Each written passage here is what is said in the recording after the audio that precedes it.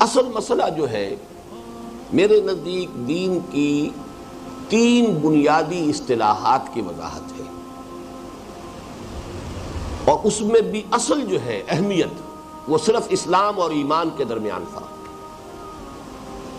اس کی وجہ کیا ہے؟ آپ کو یاد ہوگا جو سب سے پہلا ہم نے مضمون پڑھا تھا دعوت رجوع القرآن والی کتاب سے، کہ ایمان اور اسلام ان دونوں کے مابین فرق کیا ہے۔ اسلام کی بنیاد پر ایک معاشرہ قائم ہوتا ہے، دنیا کا سارا نظام اسلام پر ہے، ایمان پر نہیں ہے، اس لیے کہ ایمان ایک مخفی حقیقت ہے، یہ کسی کے دل میں ہے یا نہیں ہے یہ ہم دنیا میں فیصلہ نہیں کر سکتے۔ حضور کر سکتے تھے، اس لیے کہ حضور کو علم جو ہے وہ وحی کے ذریعے سے حاصل ہوتا تھا۔ کوئی شخص منافق ہے یا مومن ہے، حضور کو اس کے بارے میں کہنے کا اختیار حاصل تھا۔ ویسے بھی یہ کہ ایک تو آپ کو وحی کے ذریعے سے علم حاصل ہوتا تھا، دوسرے یہ کہ جو آپ کو اللہ نے بصیرت دی تھی، اس لیے کہ آپ نے تو فرمایا ہے کہ میں اپنی پشت پر بھی سے بھی دیکھتا ہوں، یہ آپ کے اپنے الفاظ ہیں۔ تو جو خواص ہیں نبوت کے ہم ان کو عام آدمیوں کے اوپر قیاس نہیں کر سکتے، لہذا ان کا معاملہ تو نوعیت کے اعتبار سے مختلف ہوا۔ لیکن یہ کہ بہرحال دنیا میں کسی اور شخص کو یہ فیصلہ کرنے کا حق حاصل نہیں ہے کہ کوئی شخص مومن ہے یا نہیں ہے۔ سارا فیصلہ ہوگا اس کا کہ مسلم ہے یا نہیں، مسلمان ہے یا نہیں۔ مسلمان اگر ہے تو پھر در حقیقت اسے مسلمان معاشرے کے اندر تمام حقوق حاصل ہیں جو مسلمان کے ہیں، چاہے وہ فاسق ہو، فاجر ہو، چاہے متقی ہو، تہجد گزار ہو، چاہے وہ 5 وقتہ نماز بھی ٹھیک طور سے نہ پڑھتا ہو، کوئی فرق واقع نہیں ہوتا، وہ مسلمان معاشرے کا ایک فرد ہوگا، اسلامی ریاست کا ایک شہری ہوگا، اس کے حقوق برابر ہیں۔ لیکن یہ کہ ایمان بالکل دوسری شے ہے۔ ایمان قلبی یقین کا نام ہے، اور ایمان پر فیصلے ہوں گے قیامت کے دن۔ وہاں یہ نہیں دیکھا جائے گا کہ دنیا میں یہ شخص جو ہے اسلامی ریاست کا شہری سمجھا جاتا تھا یا نہیں سمجھا جاتا تھا، یہ مسلمانوں کا کوئی بہت بڑا قائد تھا، بڑا لیڈر تھا، بہت بڑا جو ہے پیشوا تھا، مرشد تھا، کیا تھا، کچھ بھی ہوا کرے، وہاں تو سارے فیصلے ہوں گے ایمان پر، کہ اگر دل میں ایمان ہے تو معاملہ علیحدہ ہے، دل میں ایمان نہیں ہے تو چاہے تقویٰ کا کتنا ہی لبادہ اوڑھ رکھا ہو، چاہے دینداری کے کتنے ہی اپنے اوپر جو ہے وہ لباس اس نے کسی شخص نے جو ہے وہ اوڑھ لیے ہو، لیکن یہ کہ بہرحال اللہ تعالیٰ کے ہاں فیصلے قیامت کے دن ایمان کی بنیاد پر، دنیا میں تمام تر فیصلہ اسلام کی بنیاد پر۔ اور یہ اصل میں بہت ہی فنڈامنٹل بات ہے۔ حقیقت ایمان کے موضوع پر میرے 5 روز کے یہاں محاضرات ہوئے تھے، ان کے ویڈیو آڈیو کیسٹس موجود ہیں، میں نے اس میں تفصیل سے بیان کیا کہ اس میں کیا کیا لوگوں سے غلطیاں ہوئی ہیں۔ سب سے پہلی غلطی جو ہوئی ہے وہ خوارج سے ہوئی کہ انہوں نے گناہ کبیرہ کی بنیاد پر تکفیر کا فیصلہ کرنا شروع کر دیا۔ کسی نے گناہ کبیرہ کا ارتکاب کیا، کافر ہو گیا، کافر ہو گیا تو مرتد ہو گیا، مرتد ہو گیا واجب القتل ہے، مباح الدم ہے، اب اس کا خون جو ہے حلال ہے، خون بہا دینا جائز ہے، اس کا مال جو ہے وہ مال غنیمت کے طور پر آپ اس کو حاصل کر سکتے ہیں۔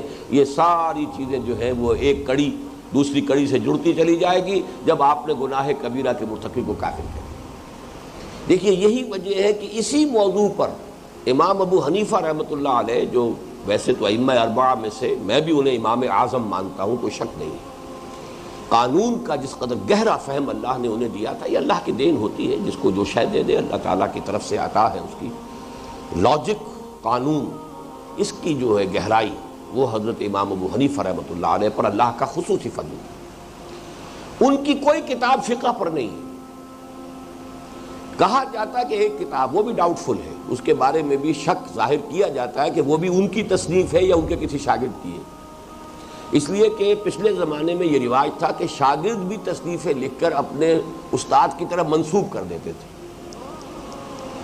قاضی ثناء اللہ پانی پتی رحمۃ اللہ علیہ تفسیر لکھ رہے ہیں، تفسیر کا نام تفسیر مظہری ہے، اور مرزا مظہر جانے جانا رحمۃ اللہ علیہ شہید جو ہے وہ ان کے استاد بھی تھے اور ان کے پیر اور مرشد بھی تھے۔ مصنف اس تفسیر کے جو ہیں وہ ہے قاضی ثناء اللہ پانی پتی، لیکن وہ تفسیر کا نام رکھ رہے ہیں اپنے استاد کے نام پر، تفسیر مظہری، استاد اور مرشد کے نام پر۔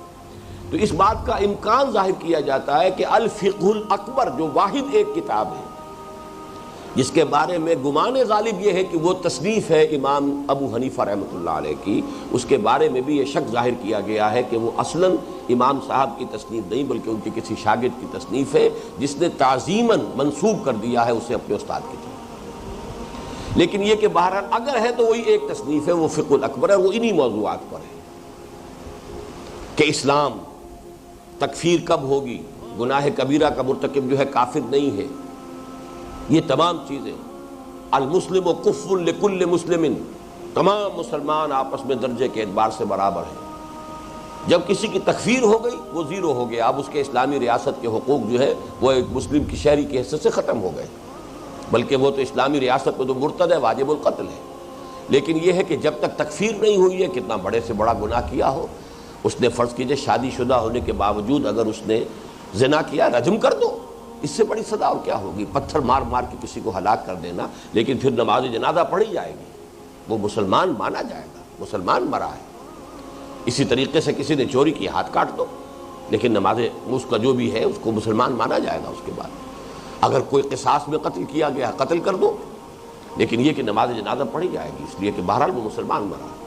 تو اس حوالے سے ان چیزوں کے مابین اگر انسان جو ہے وہ ذرا سی غلطی کرے تو بات وہی ہو جاتی ہے کہ یک لحظہ غافل گشتم و 100 سالہ راہم دور شد، کہ ذرا سا کسر ہوئی اور کہیں سے کہیں بات پہنچ گئی، گناہ کبیرہ کا مرتکب کافر ہو گیا۔ اس کے بالکل برعکس کام کس نے کیا ہے؟ وہ اہل تشیع نے کیا ہے۔ اس دنیا میں فیصلے کرنے لگے کہ مومن کون ہے، مسلم کون ہے، اس لیے وہ اپنے آپ کو کہتے ہیں مومن بھائی، باقی مسلمانوں کو آؤٹ آف چیریٹی، یہ بھی ان کا بڑا یوں سمجھیے کہ ان کی بڑی مہربانی ہے کہ کہتے ہیں کہ ہم انہیں مسلمان مانتے ہیں۔ حضرت ابوبکر کو، حضرت عمر کو، حضرت عثمان کو جو بڑے سے بڑا روادار شیعہ ہوگا وہ کہے گا ہم مسلمان مانتے ہیں، مومن ماننے کو وہ تیار نہیں ہے۔ مومن تو ان کی فہرست میں چند ہیں، 5-6 ہیں افراد بس، باقی سب کے سب مسلم ہیں۔ تو یہ ہم ایک بات صحیح ہے کہ مومن اور مسلم میں فرق ہے، یہ تو ہمارا سورہ حجرات کا بڑا مرکزی درس ہے۔ قالت الاعراب آمنا قل لم تؤمنوا ولكن قولوا اسلمنا ولما يدخل الايمان في قلوبكم۔ تو اس کیفیت کو تو ہم مانتے ہیں کہ ہو سکتا ہے کہ ایک شخص مسلم مانا جائے اور وہ مومن نہ ہو، لیکن غلطی کیا ہے کہ یہاں آپ فیصلہ کرنے کے مجاز نہیں ہے کہ کون مومن ہے اور کون مسلم ہے، یہ اللہ کے ہاں جا کر کھلے گا معاملہ۔ آخرت میں جو فیصلے ہوں گے وہ ایمان کی بنیاد پر ہوں گے، دنیا میں ہم صرف اسلام کا فیصلہ کر سکتے ہیں۔ یہ شخص کافر تھا، ہندو تھا، عیسائی تھا، فلاں تھا، اب مسلمان ہو گیا، اب مسلمان ہے، یا یہ شخص مسلمان تھا اپنے اس قول کی وجہ سے یا فعل کی وجہ سے، یا اس نے جو بھی خود جو ہے اعلانیہ اپنا مذہب تبدیل کیا، وہ کافر ہو گیا۔ یہ جو فیصلہ ہوگا تو اس کا فیصلہ تو ہم کر سکتے ہیں کہ یہ غیر مسلم ہو گیا۔ مسلم اور غیر مسلم کا فیصلہ دنیا میں ہوگا، لیکن مسلمان جو ہے آیا وہ مومن ہے، آیا وہ منافق ہے، اور ایک تیسری شکل کیا ہے یاد ہے یا نہیں؟ Zero level. اس لیے کہ اس کو ہمارے عام علماء نہیں مانتے، لیکن میں اس آیت سے استنباط کر کے یہ ثابت کرتا ہوں کہ ایک زیرو لیول بھی ہو سکتا ہے کہ دل میں خلا ہے، نہ ایمان نہ نفاق، اور در حقیقت آج کے مسلمانوں کی عظیم اکثریت اسی کیٹیگری میں ہے، منافق نہیں ہے لیکن مومن بھی نہیں ہے۔ مومن اگر ہوں تو دنیا میں سربلند ہو، انتم الاعلون ان کنتم مومنین، سربلند تو ہم ہیں نہیں، مومن ہم نہیں ہو سکتے، لیکن منافق بھی نہیں، بیچ کی ایک کیٹیگری ہے اس وقت۔ اور اس آیت سے میں نے اسی لیے ثابت کیا قالت الاعراب آمنا قل لم تؤمنوا ولكن قولوا اسلمنا ولما يدخل الايمان في قلوبكم۔ ایمان کی نفی تو نہایت مؤکد انداز میں کر دی گئی، لم تؤمنوا اس میں بھی تاکید کا رنگ ہے، ما آمنتم کی بجائے لم تؤمنوا کہنے کے اندر یہ زیادہ زور ہے۔ نمبر 2 اس کے بعد فرمایا ولما يدخل الايمان في قلوبكم، تمہارے دلوں میں ابھی تک ایمان داخل نہیں ہوا، لیکن اس کے ساتھ ہی فرمایا وَإِن تُطِيعُوا اللَّهَ وَرَسُولَهُ لَا يَلِدْكُم مِّنْ أَعْمَالِكُمْ شَيْئًا، اگر تم اللہ اور اس کے رسول کی اطاعت کرتے رہو گے تو تمہارے اعمال میں کوئی کمی نہیں کرے گا، اجر و ثواب میں۔ منافق کا یہ معاملہ ہو نہیں سکتا، منافق کا تو کوئی عمل اللہ کے ہاں قبول ہے ہی نہیں۔ لہذا اسی آیت میں ثبوت موجود ہے کہ وہ نہ مومن ہے نہ منافق ہے۔ اور یہ کہ میتھمیٹکس کا تو سیدھا سا قاعدہ ہے کہ آپ ایک طرف کرتے جائیے پازیٹیو +1 +2 +3 +4 پلس انفینٹی، -1 -2 -3 -4 -5 انفینٹی، درمیان میں لازماً زیرو ہے. لہذا یہ تیسری حالت. لیکن ہم دنیا میں کسی شخص کے بارے میں تعین کے ساتھ فیصلہ نہیں کر سکتے. یہ جملہ بھی جو میں نے کہہ دیا ہے جنرلائز جملہ تو میں کہہ سکتا ہوں کہ آج مسلمانوں کی عظیم اکثریت اس تھرڈ کیٹیگری میں ہے.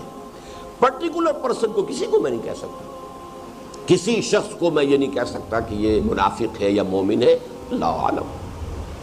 تو اس موضوع پر در حقیقت یہ حدیث کہ ریاست کا سارا معاملہ، معاشرے کی ساری بنیاد اسلام پر ہوگی، اس میں ایمان زیر بحث آئے گا ہی نہیں.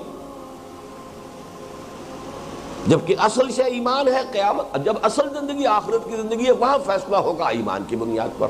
تو اصل اہمیت تو اس کی ہے، لیکن دنیا میں جو تمہاری لیمیٹیشنز ہے اس کی بنیاد پر تمہیں سارا معاملہ اسلام کی بنیاد پر کرنا ہے. اب دیکھیے یہاں سب سے پہلا سوال کیا ہے. فقال، حضرت جبرائیل نے کہا، یا محمد، اے محمد صلی اللہ علیہ وسلم، اخبرنی عن الاسلام، مجھے باخبر کیجئے، مجھے بتائیے اسلام کے بارے میں. فقال رسول اللہ صلی اللہ علیہ وسلم، تو فرمایا اللہ کے رسول صلی اللہ علیہ وسلم نے، الاسلام ان تشہد. اب یہاں نوٹ کر لیں، تومنا کا لفظ نہیں آیا یہاں. اسلام یہ کہ تو گواہی دے، ان تشہد ان لا الہ الا اللہ وان محمدا عبدہ ورسولہ، وتقیم الصلاۃ وتؤتی الزکاۃ وتصوم رمضان وتحج البیت ان استطعت الیہ سبیلا. اسلام یہ ہے کہ تو گواہی دے کہ اللہ کے سوا کوئی معبود نہیں، اور یہ کہ محمد اس کے بندے صلی اللہ علیہ وسلم اور رسول ہے، اور تو قائم رکھے نماز کو اور ادا کرتا رہے زکوٰۃ، اور روزے رکھے رمضان کے، اور حج کرے اللہ کے گھر کا، بیت اللہ کا، اگر تجھے استطاعت حاصل ہو اس کے سفر کی، اس کے راستے کی، اس کے اخراجات، اس کے تمام. اسی استطاعت میں صحت بھی آ جائے گی. ایک شخص جو ہے صحت کے اعتبار سے بھی ایسا ہو کہ حج کی سختیوں کو برداشت کر سکتا ہو، بیمار نہ ہو، بہت ضعیف نہ ہو، اسی طریقے سے اس کے پاس خرچ بھی موجود ہو، تو اگر ہے تو تمہارے اوپر فرض وہ بھی ہے. یہ ہے اسلام.